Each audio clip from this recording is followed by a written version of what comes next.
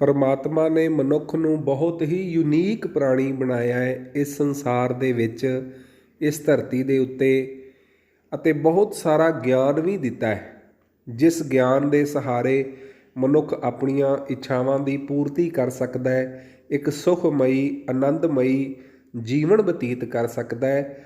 ਲੇਕਿਨ ਮਨੁੱਖ ਆਪਣੀ ਅਗਿਆਨਤਾ ਕਰਕੇ, ਆਪਣੀ ਨਾ ਸਮਝੀ ਕਰਕੇ ਆਪਣੇ ਜੀਵਨ ਦੇ ਵਿੱਚ ਕਈ ਤਰ੍ਹਾਂ ਦੀਆਂ ਮੁਸ਼ਕਲਾਂ ਦਾ ਸਾਹਮਣਾ ਕਰਦਾ ਹੈ, ਦੁੱਖਾਂ ਦਾ ਸਾਹਮਣਾ ਕਰਦਾ ਹੈ।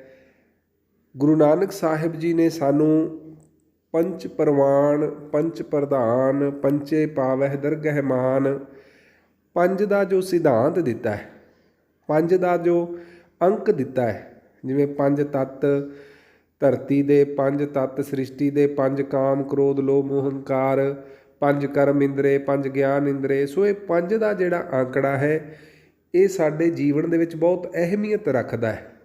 ਇਸੇ ਨੂੰ ਮੁੱਖ ਰੱਖਦੇ ਹੋਏ ਕੁਛ ਲੋਕਾਂ ਦੇ ਵੱਲੋਂ ਇੱਕ ਤਕਨੀਕ ਵਿਕਸਿਤ ਕੀਤੀ ਗਈ ਹੈ, ਜਿਸ ਨੂੰ ਕਹਿੰਦੇ ਹਾਂ ਮੈਨੀਫੈਸਟਿੰਗ। ਮੈਨੀਫੈਸਟਿੰਗ ਦਾ ਅਰਥ ਹੁੰਦਾ ਹੈ ਪ੍ਰਗਟ ਕਰਨਾ, ਘੋਸ਼ਣਾ ਕਰਨਾ, ਐਲਾਨ ਕਰਨਾ ਕਿਸੇ ਵਿਚਾਰ ਦਾ, ਕਿਸੇ ਸੋਚ ਦਾ, ਕਿਸੇ ਵੀ ਤਰ੍ਹਾਂ ਦਾ ਕੋਈ ਐਲਾਨ ਕਰਨਾ, ਘੋਸ਼ਣਾ ਕਰਨਾ ਜਾਂ ਪ੍ਰਗਟ ਕਰਨਾ, ਉਹਨੂੰ ਮੈਨੀਫੈਸਟਿੰਗ ਕਿਹਾ ਜਾਂਦਾ ਹੈ। ਸੋ ਉਸ ਮੈਨੀਫੈਸਟਿੰਗ ਤਕਨੀਕ ਨੂੰ ਪੰਚ ਪ੍ਰਧਾਨੀ ਜਾਂ ਉਸ ਪੰਚ ਦੇ ਸਿਧਾਂਤ ਦੇ ਵਿੱਚ ਜਦੋਂ ਅਸੀਂ ਲੈ ਕੇ ਆਉਂਦੇ ਹਾਂ, ਅਤੇ ਉਹਦੇ ਨਾਲ ਸਾਨੂੰ ਬਹੁਤ ਜ਼ਿਆਦਾ ਸਹੂਲੀਅਤ ਹੋ ਜਾਂਦੀ ਹੈ ਆਪਣੀ ਜ਼ਿੰਦਗੀ ਦੀਆਂ ਇੱਛਾਵਾਂ ਨੂੰ ਪੂਰੀਆਂ ਕਰਨ ਦੀ, ਆਪਣੇ ਮਨ ਦੀਆਂ ਇੱਛਾਵਾਂ ਨੂੰ ਪੂਰੀਆਂ ਕਰਨ ਦੀ, ਆਪਣੀਆਂ ਜ਼ਰੂਰਤਾਂ ਨੂੰ ਪੂਰੀਆਂ ਕਰਨ ਦੀ। ਅਸੀਂ ਉਹਦੇ ਵਿੱਚ ਬਹੁਤ ਜ਼ਿਆਦਾ ਮਦਦ ਹਾਸਲ ਕਰਦੇ ਹਾਂ ਇਸ ਤਕਨੀਕ ਦੇ ਦੁਆਰਾ। ਸੋ ਆਓ ਵਿਚਾਰ ਕਰਦੇ ਹਾਂ ਕਿ ਇਹ ਤਕਨੀਕ ਅਸਲ ਵਿੱਚ ਹੈ ਕੀ। ਅਸਲ ਵਿੱਚ ਇਹ ਤਕਨੀਕ ਗੁਰੂ ਨਾਨਕ ਸਾਹਿਬ ਜੀ ਦੇ ਸਿਧਾਂਤ ਸ਼ਬਦ ਗੁਰੂ ਸੁਰਤ ਧੁਨ ਚੇਲਾ ਜਾਂ ਪੰਚਾਂ ਕਾ ਗੁਰ ਏਕ ਧਿਆਨ, ਇਸ ਸਿਧਾਂਤ ਦੇ ਉੱਤੇ ਜੋ ਹੈ ਉਹ ਕੰਮ ਕਰਦੀ ਹੈ। ਇਸ ਤਕਨੀਕ ਦਾ ਲਾਭ ਲੈਣ ਵਾਸਤੇ ਸਾਨੂੰ ਕੀ ਕੁਛ ਚਾਹੀਦਾ ਹੈ? ਅਤੇ ਸਭ ਤੋਂ ਪਹਿਲਾਂ ਉਹਦੇ ਵਿੱਚ ਤੁਹਾਨੂੰ ਚਾਹੀਦਾ ਹੈ ਇੱਕ ਜਰਨਲ, ਯਾਨੀ ਕਿ ਇੱਕ ਕਾਪੀ ਅਤੇ ਇੱਕ ਪੈਨ ਦੀ ਜ਼ਰੂਰਤ ਹੋਵੇਗੀ। ਉਸ ਤੋਂ ਬਾਅਦ ਤੁਸੀਂ ਡਿਸਾਈਡ ਕਰਨਾ ਹੈ ਕਿ ਤੁਹਾਡੀ ਸਭ ਤੋਂ ਜ਼ਰੂਰੀ ਇੱਛਾ ਕੀ ਹੈ। ਪੈਸਾ ਜਾਂ ਕੋਈ ਜੋਬ ਜਾਂ ਕੋਈ ਰਿਲੇਸ਼ਨ ਜਾਂ ਹੋਰ ਕਿਸੇ ਤਰ੍ਹਾਂ ਦਾ ਕੋਈ ਸੁੱਖ ਜਿਹੜਾ ਸਭ ਤੋਂ ਜ਼ਰੂਰੀ ਹੈ, ਜਿਹੜਾ ਤੁਸੀਂ ਚਾਹੁੰਦੇ ਹੋ ਕਿ ਤੁਹਾਡੀ ਜ਼ਿੰਦਗੀ ਵਿੱਚ ਹਾਲ ਫਿਲਹਾਲ ਜਾਂ ਬਹੁਤ ਛੇਤੀ ਜਿਹੜੀ ਇੱਛਾ ਹੈ ਕੋਈ ਉਹ ਪੂਰੀ ਹੋਣੀ ਚਾਹੀਦੀ ਹੈ। ਉਸ ਇੱਛਾ ਨੂੰ ਤੁਸੀਂ ਸਿਲੈਕਟ ਕਰਨਾ ਹੈ ਆਪਣੇ ਆਪ ਦੇ ਵਿੱਚ, ਆਪਣੇ ਆਪ ਦੇ ਨਾਲ, ਕਿ ਮੈਨੂੰ ਆਹ ਮੇਰੀ ਫਲਾਣੀ ਜਿਹੜੀ ਇੱਛਾ ਹੈ ਇਹਨੂੰ ਮੈਂ ਬੜੀ ਜਲਦੀ ਪੂਰਾ ਹੁੰਦਾ ਦੇਖਣਾ ਚਾਹੁੰਦਾ ਹਾਂ ਜਾਂ ਪੂਰੀ ਕਰਨਾ ਚਾਹੁੰਦਾ ਹਾਂ ਜਾਂ ਚਾਹੁੰਦੀ ਹਾਂ। ਸੋ ਇਸ ਤਰੀਕੇ ਨਾਲ ਤੁਸੀਂ ਇੱਕ ਆਪਣੀ ਇੱਛਾ ਸਿਲੈਕਟ ਕਰ ਲੈਣੀ ਹੈ। ਜਿਵੇਂ ਇਹ ਸੋਚ ਲੈਣਾ ਕਿ ਮੇਰੇ ਕੋਲ ਇੱਕ ਅੱਛੀ ਕਾਰ ਹੋਵੇ, ਜਾਂ ਮੇਰਾ ਘਰ ਅੱਛਾ ਹੋਵੇ, ਜਾਂ ਮੇਰੀ ਸੈਲਰੀ ਇਸ ਤਰ੍ਹਾਂ ਦੀ ਹੋਵੇ, ਜਾਂ ਮੇਰਾ ਰਿਲੇਸ਼ਨ ਪਰਿਵਾਰ ਦੇ ਵਿੱਚ ਕਿਸੇ ਵੀ ਰਿਲੇਸ਼ਨ ਦੇ ਵਿੱਚ ਵੀ ਚੰਗਾ ਹੋਵੇ। ਸੋ ਕੋਈ ਵੀ ਇੱਛਾ ਹੋ ਸਕਦੀ ਹੈ, ਉਹਨੂੰ ਸਿਲੈਕਟ ਕਰਨਾ, ਇੱਕ ਇੱਛਾ ਇੱਕੋ ਟਾਈਮ ਦੇ ਵਿੱਚ ਉਹਨੂੰ ਸਿਲੈਕਟ ਕਰ ਲੈਣਾ। ਅਤੇ ਦੂਸਰਾ ਇਹਦੇ ਵਿੱਚ ਧਿਆਨ ਰੱਖਣ ਵਾਲੀ ਗੱਲ ਇਹ ਹੈ ਕਿ ਜਿਸ ਇੱਛਾ ਨੂੰ ਤੁਸੀਂ ਪ੍ਰਗਟ ਕਰ ਰਹੇ ਹੋ, ਘੋਸ਼ਣਾ ਕਰ ਰਹੇ ਹੋ, ਐਲਾਨ ਕਰ ਰਹੇ ਹੋ, ਉਹਦਾ ਤੁਹਾਡੇ ਕੋਲ ਯੋਗਤਾ ਹੋਣੀ ਬਹੁਤ ਜ਼ਰੂਰੀ ਹੈ। ਜਾਂ ਤੁਸੀਂ ਪਹਿਲਾਂ ਆਪਣੀ ਯੋਗਤਾ ਵਾਸਤੇ ਮੈਨੀਫੈਸਟਿੰਗ ਕਰ ਸਕਦੇ ਹੋ, ਉਸ ਤੋਂ ਬਾਅਦ ਉਸ ਇੱਛਾ ਨੂੰ ਤੁਸੀਂ ਪ੍ਰਗਟ ਕਰ ਸਕਦੇ ਹੋ, ਐਲਾਨ ਕਰ ਸਕਦੇ ਹੋ, ਉਸ ਨੂੰ ਤੁਸੀਂ ਉਹਦੀ ਘੋਸ਼ਣਾ ਕਰ ਸਕਦੇ ਹੋ ਮੈਨੀਫੈਸਟਿੰਗ ਦੇ ਦੁਆਰਾ। ਪਰ ਉਹ ਇੱਛਾ ਤੁਹਾਡੀ ਜ਼ਿੰਦਗੀ ਦੇ ਆਲੇ ਦੁਆਲੇ ਅਤੇ ਤੁਹਾਡੀ ਯੋਗਤਾ ਦੇ ਵਿੱਚ ਆਉਣੀ ਚਾਹੀਦੀ ਹੈ। ਜਿਸ ਤਰ੍ਹਾਂ ਕਿ ਮੰਨ ਲਓ ਤੁਹਾਡੀ ਇਨਕਮ ਪਰ ਮੰਥ 10,000 ਦੀ ਹੈ, ਅਤੇ ਤੁਸੀਂ ਇਹ ਮੈਨੀਫੈਸਟਿੰਗ ਕਰ ਸਕਦੇ ਹੋ ਕਿ ਉਹ 20,000 ਹੋ ਜਾਵੇ ਜਾਂ 50,000 ਹੋ ਜਾਵੇ।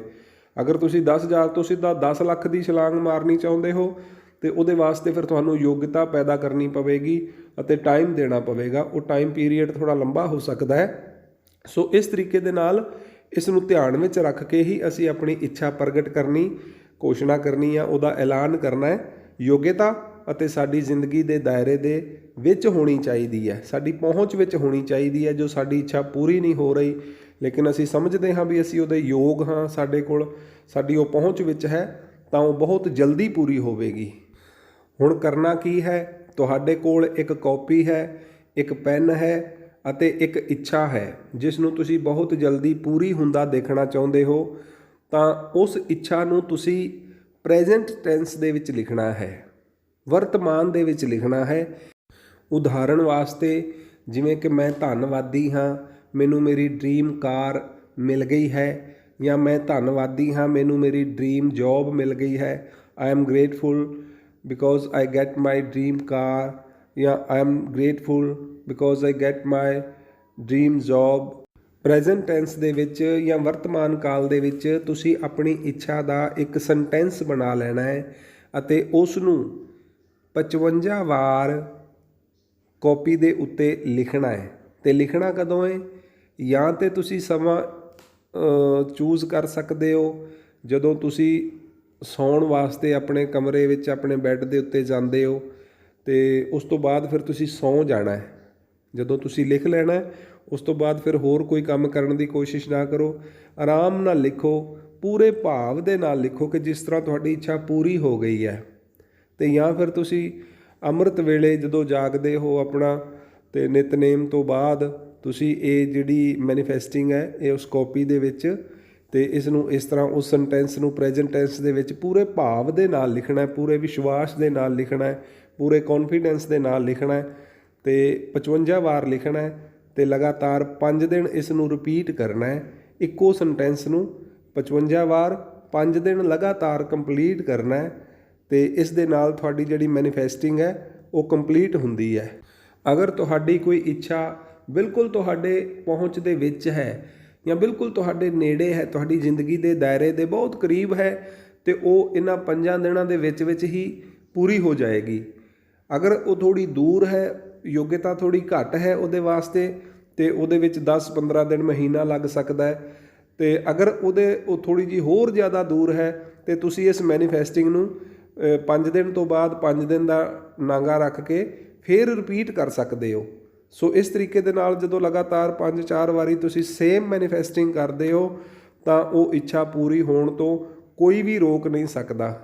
ਅਤੇ ਜਦੋਂ ਤੁਸੀਂ ਮੈਨੀਫੈਸਟਿੰਗ ਕਰਨੀ ਹੈ, ਕੋਸ਼ਿਸ਼ ਹੋਵੇ ਕਿ ਇਸ ਮੈਨੀਫੈਸਟਿੰਗ ਨੂੰ ਤੁਸੀਂ ਗੁਪਤ ਰੱਖਣਾ ਹੈ, ਸਿਰਫ ਤੁਹਾਡੇ ਅਤੇ ਪਰਮਾਤਮਾ ਦੇ ਦਰਮਿਆਨ ਹੀ ਹੋਣੀ ਚਾਹੀਦੀ ਹੈ, ਕਿਉਂਕਿ ਹੋ ਸਕਦਾ ਹੈ ਕੋਈ ਤੁਹਾਡਾ ਦੋਸਤ ਜਾਂ ਕੋਈ ਤੁਹਾਡਾ ਘਰ ਦਾ ਮੈਂਬਰ ਜਾਂ ਤੁਹਾਡਾ ਕੋਈ ਵੀ ਜਿਹਦੇ ਨਾਲ ਤੁਸੀਂ ਸ਼ੇਅਰ ਕਰੋ, ਉਹ ਤੁਹਾਡੀ ਇਸ ਇੱਛਾ ਨੂੰ ਪੂਰੇ ਹੁੰਦੇ ਨਾ ਦੇਖਣਾ ਚਾਹੁੰਦਾ ਹੋਵੇ ਜਾਂ ਉਹ ਨਾ ਖੁਸ਼ ਹੋਵੇ। ਸੋ ਇਸ ਕਰਕੇ ਕੋਸ਼ਿਸ਼ ਹੋਣੀ ਚਾਹੀਦੀ ਹੈ ਕਿ ਸਿਰਫ ਇਕਾਂਤ ਵਿੱਚ ਉਦੋਂ ਕਿਸੇ ਐਸੇ ਬੰਦੇ ਦੇ ਨਾਲ ਇਹਦੇ ਬਾਰੇ ਗੱਲ ਨਹੀਂ ਕਰਨੀ ਜੋ ਤੁਹਾਡੇ ਨਾਲ ਸਹਿਮਤ ਨਹੀਂ ਹੈ ਜਾਂ ਤੁਹਾਡੀ ਇੱਛਾ ਪੂਰਤੀ ਤੋਂ ਖੁਸ਼ ਨਾ ਹੋਵੇ।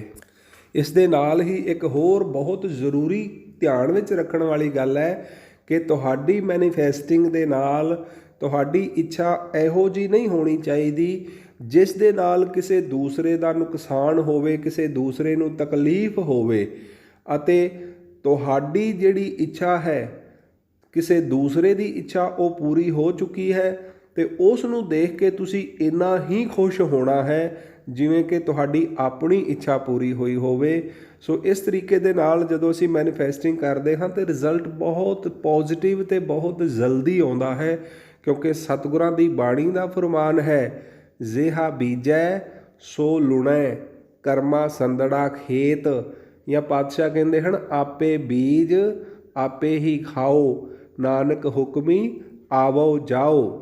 ਮੈਨੀਫੈਸਟਿੰਗ ਪੂਰੇ ਵਿਸ਼ਵਾਸ ਦੇ ਨਾਲ ਕਰਨੀ ਹੈ, ਕਿਉਂਕਿ ਗੁਰਬਾਣੀ ਸਿਧਾਂਤ ਹੈ, ਬੀਓ ਬੀਜ ਪਤ ਲੈ ਗਏ ਅਬ ਕਿਉਂ ਉਗਵੈ ਦਾਲ। ਟੁੱਟੇ ਹੋਏ ਮਨ ਦੇ ਨਾਲ ਕੀਤੀ ਹੋਈ ਕਾਮਨਾ, ਟੁੱਟੇ ਹੋਏ ਮਨ ਦੇ ਨਾਲ ਕੀਤੀ ਹੋਈ ਅਰਦਾਸ ਪੂਰੀ ਨਹੀਂ ਹੁੰਦੀ, ਜਿਵੇਂ 2 ਫਾੜ ਹੋਇਆ ਬੀਜ ਕਦੇ ਉਗਦਾ ਨਹੀਂ ਹੈ। ਫਿਰ ਪਾਤਸ਼ਾਹ ਕਹਿੰਦੇ ਜੇ ਇੱਕ ਹੋਏ ਤਾਂ ਉਗਵੈ, ਰੁੱਤੀ ਹੂੰ ਰੁੱਤ ਹੋਏ। ਬੀਜ ਉਦੋਂ ਹੀ ਉਗਦਾ ਹੈ ਜਦੋਂ ਉਹਦਾ ਪੂਰਾ ਮੌਸਮ ਹੁੰਦਾ ਹੈ, ਜ਼ਮੀਨ ਦੇ ਵਿੱਚ ਉਹਦਾ ਵੱਤਰ ਹੁੰਦਾ ਹੈ, ਨਮੀ ਪ੍ਰੋਪਰ ਹੁੰਦੀ ਹੈ, ਫਿਰ ਉਹ ਬੀਜ ਜਿਹੜਾ ਅੰਕੁਰਿਤ ਹੋ ਕੇ ਪੌਦਾ ਬਣਦਾ, ਫਲ ਦਿੰਦਾ ਹੈ। ਇਸ ਕਰਕੇ ਜੋ ਇੱਛਾ ਅਸੀਂ ਆਪਣੇ ਮਨ ਦੇ ਅੰਦਰ, ਕੌਨਸ਼ੀਅਸ ਮਾਈਂਡ ਦੇ ਅੰਦਰ, ਸਬ ਕੌਨਸ਼ੀਅਸ ਮਾਈਂਡ ਦੇ ਅੰਦਰ ਬੀਜ ਰਹੇ ਹਾਂ, ਉਸ ਇੱਛਾ ਦੇ ਵਾਸਤੇ ਜਾਂ ਉਸ ਇੱਛਾ ਨੂੰ ਲੈ ਕੇ ਕਿਸੇ ਦੂਸਰੇ ਦੇ ਪ੍ਰਤੀ ਸਾਡੇ ਮਨ ਵਿੱਚ ਸਾੜਾ, ਈਰਖਾ, ਜਲਨ, ਦੁਐਸ਼ ਜਾਂ ਕਿਸੇ ਤਰ੍ਹਾਂ ਦਾ ਕੋਈ ਮੈਲੀ ਭਾਵਨਾ ਨਹੀਂ ਹੋਣੀ ਚਾਹੀਦੀ, ਇਹ ਵੀ ਸਤਿਗੁਰ ਨੇ ਸਾਨੂੰ ਸਮਝਾਇਆ ਹੈ। ਸੋ ਉਮੀਦ ਕਰਦਾ ਹਾਂ ਕਿ ਇਸ ਵਿਚਾਰ ਦੇ ਨਾਲ ਜ਼ਰੂਰ ਤੁਹਾਡੀ ਜ਼ਿੰਦਗੀ ਵਿੱਚ ਤਬਦੀਲੀ ਆਏਗੀ, ਵਿਕਾਸ ਹੋਵੇਗਾ, ਸੁਖ ਆਵੇਗਾ, ਇੱਛਾ ਦੀ ਪੂਰਤੀ ਹੋਵੇਗੀ। ਜੇ ਇਹ ਵਿਚਾਰ ਚੰਗੇ ਲੱਗੇ ਹਨ, ਚੈਨਲ ਨੂੰ ਸਬਸਕ੍ਰਾਈਬ ਕਰ ਦਿਓ ਤੇ ਬੈਲ ਦਾ ਬਟਨ ਵੀ ਦਬਾ ਦਿਓ ਤਾਂ ਕਿ ਆਉਣ ਵਾਲੇ ਵਿਚਾਰ ਵੀ ਆਪ ਜੀ ਤੱਕ ਪਹੁੰਚ ਸਕਣ। ਅਗਰ ਫੇਸਬੁੱਕ ਦੇ ਉੱਪਰ ਇਹ ਵੀਡੀਓ ਦੇਖ ਰਹੇ ਹੋ, ਆਡੀਓ ਸੁਣ ਰਹੇ ਹੋ, ਤਾਂ ਸ਼ੇਅਰ ਕਰ ਦਿਓ, ਲਾਈਕ ਕਰ ਦਿਓ ਤਾਂ ਕਿ ਕਿਸੇ ਹੋਰ ਤੱਕ ਵੀ ਇਹ ਵਿਚਾਰ ਪਹੁੰਚ ਸਕਣ। ਵਾਹਿਗੁਰੂ ਜੀ ਕਾ ਖਾਲਸਾ, ਵਾਹਿਗੁਰੂ ਜੀ ਕੀ ਫਤਿਹ।